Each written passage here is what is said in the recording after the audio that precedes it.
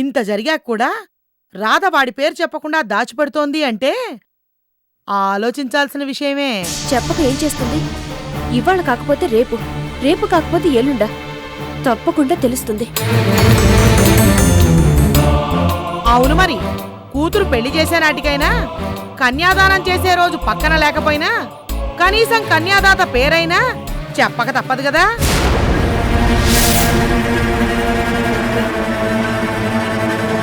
ఇవాళ హాస్పిటల్కి వెళ్ళన్నారుగా, మరెక్కడికి బయలుదేరారు? కొంచెం పని ఉంది, ఓ పేషెంట్ చూడాలి, వెళ్ళొస్తాను. పేషెంట్లు పేషెంట్లు. పిన్ని, మొగుడు డాక్టర్ అయితే ఇంటికి రావడానికి పోవడానికి ఓ టైము పాడు అంటూ ఉండదు. 24 గంటలు ఒకటే ధ్యాస. హాస్పిటల్ పేషెంట్లు, పేషెంట్లు హాస్పిటల్.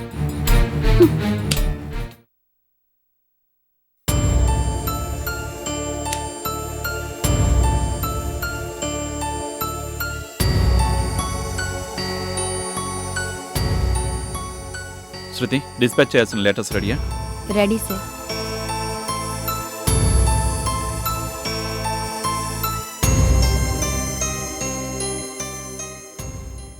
మున్సిపల్ కమిషనర్ని కలవడానికి అపాయింట్మెంట్ తీసుకోమన్నాను. తీసుకున్నావా శృతి? తీసుకున్నాను సార్. రేపు మధ్యాహ్నం 3ంటికి కలవటానికి టైం ఇచ్చారు. గుడ్. ఇక నేను వెళ్ళొచ్చా సార్? 1 minute.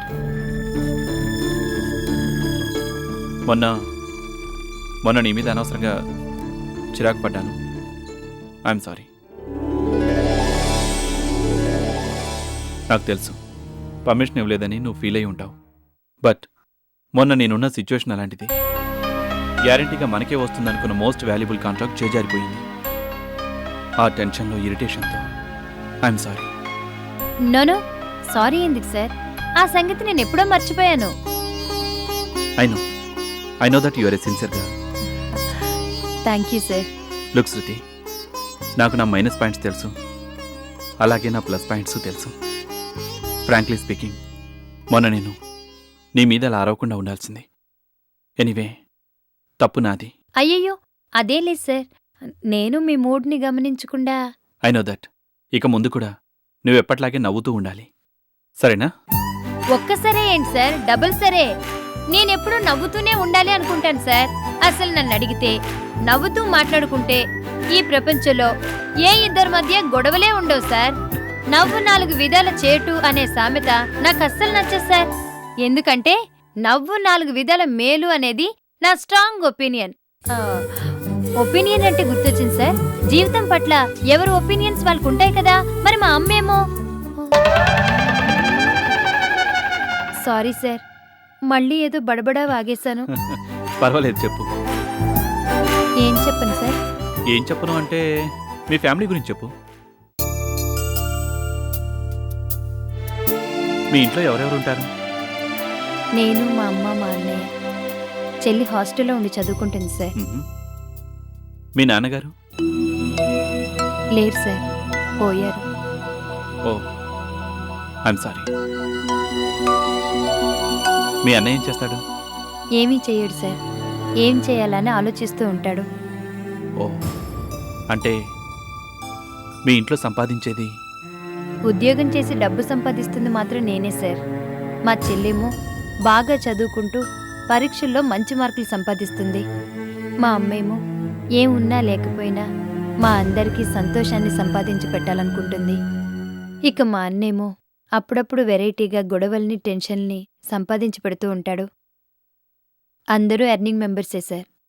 అందుకే నాకు సైలెంట్గా ఉండాలంటే భయమేసి బడబడా వాగేస్తూ ఉంటాను సార్. అసలు వాగుడికాయ పోటీలు పెడితే ఫస్ట్ ప్రైజ్ నాకే సార్. నిజం, మీ మీద ఒట్టు సార్.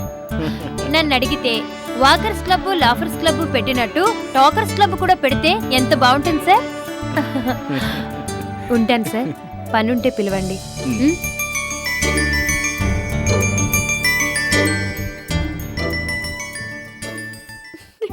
చిట్టి తల్లిలో చిచ్చులు ఓతమ్మా,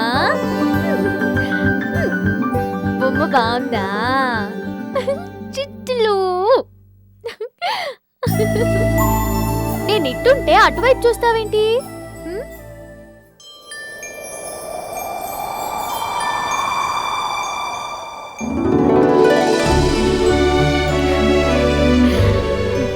రండి.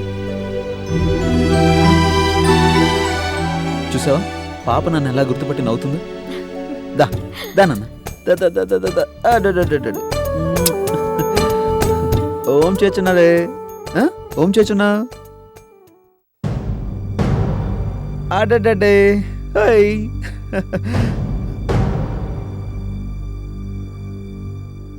ఏంటి రాదా?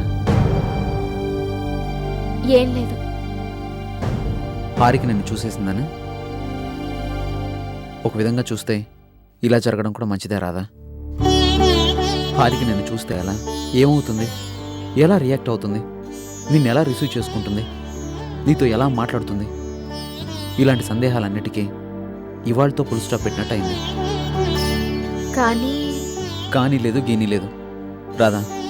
ఓ మాట చెప్పనా, దాచిపెట్టలేని నిజం బయటపడితేనే మంచిది, దాచుకోలేని నిజం తెలిసిపోతేనే మంచిది. ఇలా జరుగుతుందని నేను ఊహిస్తూనే ఉన్నాను, కానీ హారిక మాత్రం నిన్నింత తొందరగా కలుసుకుంటుందని అనుకోలేదు. కానీ పాపని చూడ్డానికి అక్క ఇంటికి వస్తానంది. రాదా, ఒకసారి నిన్ను చూడడం కలుసుకోవడం అంటూ జరిగాక నాకు తెలిసి ఇంక ఏది ఎక్కువ రోజులు తాగదు. పాప గురించే కాదు, మన గురించి కూడా. ఏమండి? Sir, excuse me sir.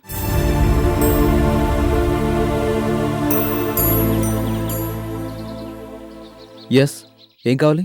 నమస్తే సార్, నేను సెన్సస్ డిపార్ట్మెంట్ ఓహ్. జనాభా లెక్కలు సేకరించడానికి వచ్చాను సార్. ఆహా. మీ పేరు? కిషోర్, వృత్తి? డాక్టర్ని. ఓ, డాక్టర్ గారా? మేడం గారా? అవును. మేడం మీ పేరు? రమ్య. వృత్తి? బిజినెస్. ఓ, వర్కింగ్ ఉమనా? మీ పాప? పాప పేరు? టెడ్డీ. ఆహా.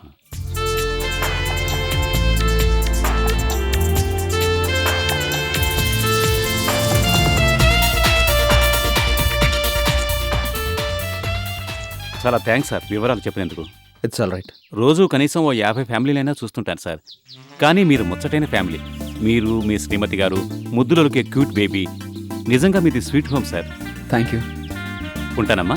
డాక్టర్ గారు వెళ్ళొస్తాను. మంచిది. విన్నావు కదా నేను చెప్పాడు, స్వీట్ హోమ్. వినడానికి చాలా బాగుంది కదా. స్వీట్ హోమ్ అనేది ఓ అందమైన కళ.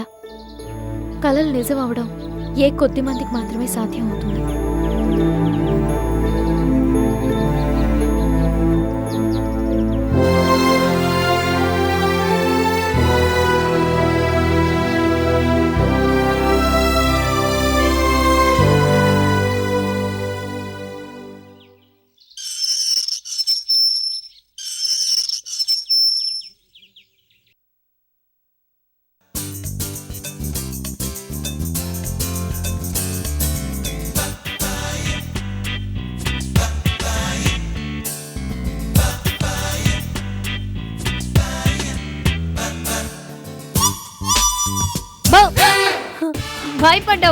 భయపడ్డావు. భయపడ్రా మరి?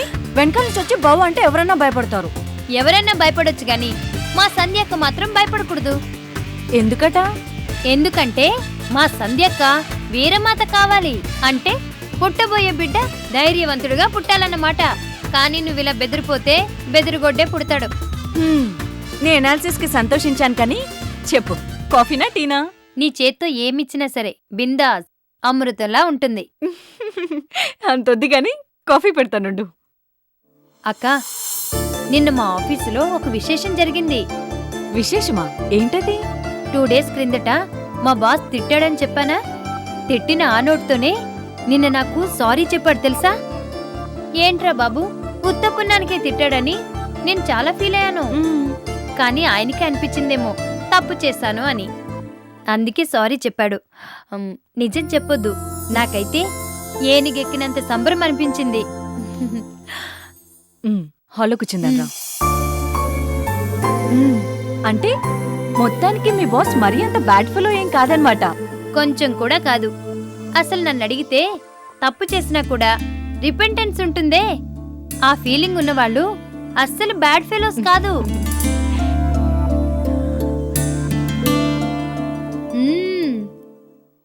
సూపర్ అక్క. అక్క నువ్వేమీ అనుకోనంటే ఒక మాట అడగనా? ఏమిటి ఎందుకని డీటెయిల్స్ అడగను, కానీ నీకు బావగారికి మధ్య జరగకూడందే జరిగింది. నీ తప్పేమీ లేకపోయినా నిన్ను అనుమానించి అవమానించిన బావగారిలో మా బాస్కొచ్చినట్లు రిపెంటెన్స్ లాంటి ఫీలింగే వచ్చుండదా? వస్తే ఒకసారి ఫోన్ చేసి సారీ చెప్పొచ్చుగా. ఏం మగాడక్క? నువ్వేగా అన్నావు మగాడు అని. అక్క నాకు తెలియక అడుగుతాను, ఈ మగాళ్ళంతా ఇంతేనా? అంతా కాదు, కొంతమంది చాలు కట్టుకున్న వాళ్ళ చేత కన్నీళ్లు పెట్టించడానికి.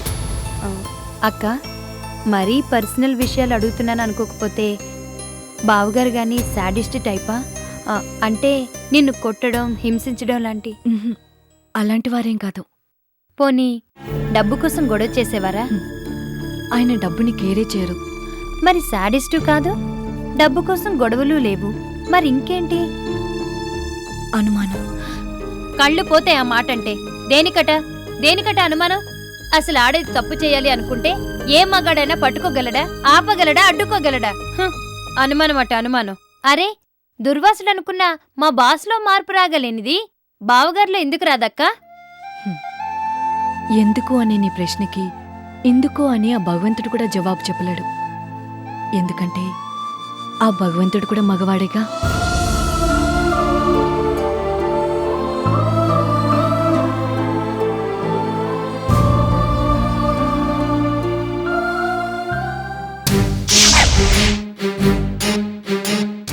ఆడిటర్ గారు, వాట్ ఇస్ దిస్?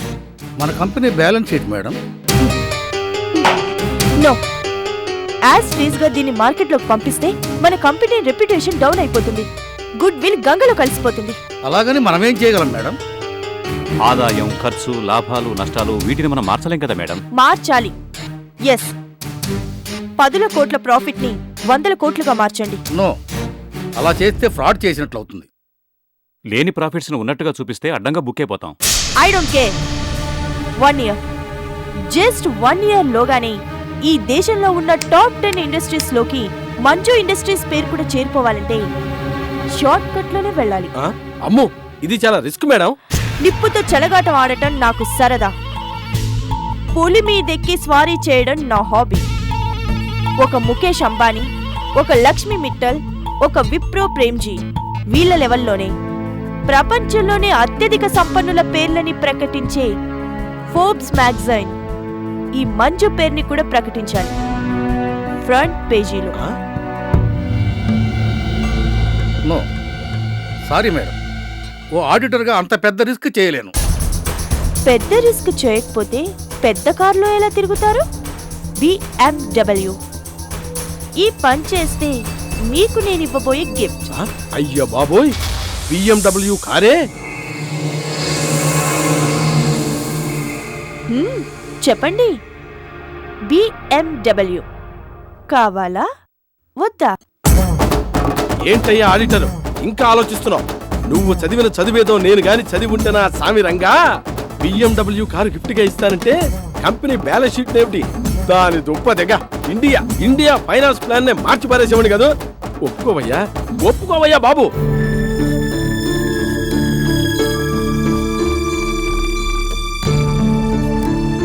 చిన్న రిస్క్ పెద్ద లాభం, బదులుగా BMW. Say yes or no.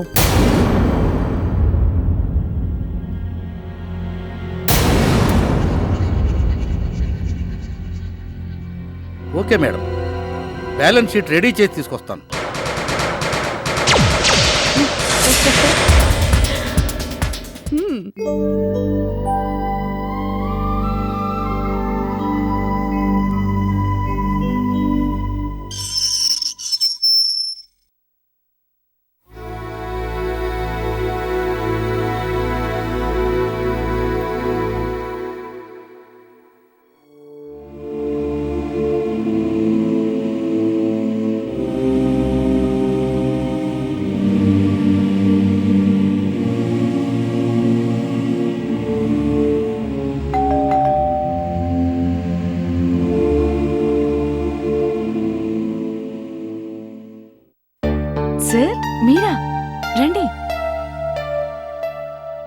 కూర్చోండి.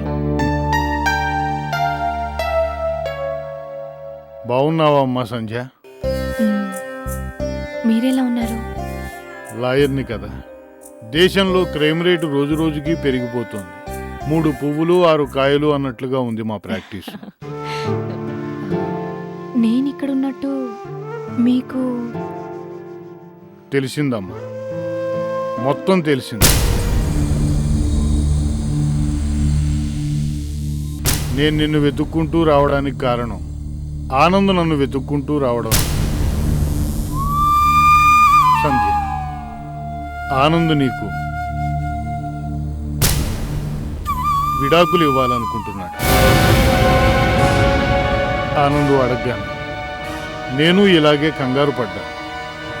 ఆ యొక్క ఇది ఉంది చూసావు. మీ ముగ్గురు గురించి తెలిసిన వాడిగా నాలో ఉన్న ఫీలింగ్, ఆ ఫీలింగ్ ప్రకారం తప్పయ్యా అన్నాను. తప్పదు అన్నాడు. తొందరపడుతున్నావు అన్నాను. ఇప్పటికే ఆలస్యమైంది అన్నాడు. చెప్పవలసిందంతా చెప్పిన తర్వాత కూడా వినే స్థితిలో లేకుండా ఏదేదో బ్యాడ్గా మాట్లాడుతుంటే నేను ఈ కేసు టేకప్ చెయ్యను అన్నాను. మీరు చెయ్యకపోతే నాకు గల్లీకో లాయర్ దొరుకుతాడు అన్నాడు. అందుకే నిన్ను కూడా ఓ మాట అడుగుదామని. మేకని బలిచ్చే ముందు దానాభిప్రాయం కూడా అడుగుతారా? ఆనంద్ని కాపాడుకోవడానికి నువ్వు ఎంతగా ఆరాటపడ్డావో తెలిసింది. నేను ఇలా చెప్పాల్సి రావడం వెరీ బ్యాడ్. ఏం చేస్తాం? పర్వాలేదు, చెప్పండి. ఆ యొక్క ఇది ఉంది చూసావు, అదే విడాకులు. పరస్పర అంగీకారంతో అయితే తొందరగా వస్తాయి. విడాకులకి ఆలు మొగల్లో ఏ ఒక్కళ్ళు అంగీకరించకపోయినా ఆలస్యం అవుతాయి. ఆనంద్కేమో తొందరగా కావాలా విడాకులు? అంటే అది పర్వాలేదు, చెప్పండి. ఉరి తీయడం తప్పదని తెలిసాక ఇప్పుడైతేనే ఎప్పుడైతేనే. ఆనంద్ మాటల ప్రకారం అయితే విడాకులు తొందరగా రావాలనే అతను. అందుకే మ్యూచువల్ కన్సెంట్ ద్వారా అయితే విడాకులు తొందరగా వస్తాయని. అందుకే నువ్వోసారి ఈ పేపర్స్ని చదివి. వద్దు సార్, వాదనలు వినకుండానే తీర్పు చెప్పేశాక ఇక చదవాల్సిన అవసరం లేదు. అది కాదు, కనీసం ఏ కారణంగా విడాకులు, అదే ఏ సెక్షన్స్ ద్వారానైనా. చంపాలనుకున్నాక కత్తితో చంపితే బాధగా ఉంటుందా, పిస్తోల్తో పేలిస్తే నొప్పిగా ఉంటుందా అని అవసరం లేదు సార్. తెలుసుకోవాలనే ఆసక్తి నీకు లేకపోయినా ఓ బాధ్యత గల లాయరుగా చెప్పాల్సిన ధర్మం నా మీద ఉంది. ధర్మం? విడాకులు ఇప్పించడం కూడా ధర్మమేనా? అయినా కాకపోయినా అది నా వృత్తి. వృత్తి ధర్మం ప్రకారం ఏ పని తప్పు కాదు. చెప్పండి. అంటే ముందు ఆనంద్ చెప్పిన ప్రకారం అయితే అతను నీ నుంచి విడాకులు కోరడానికి కారణాలు 2. 1 పునర్వివాహం, 2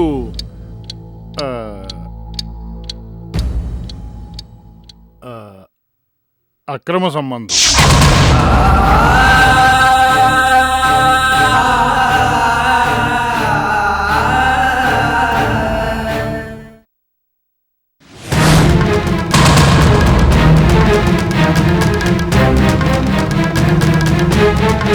మరి మీ శ్రీమతి గారు? అవసరమా?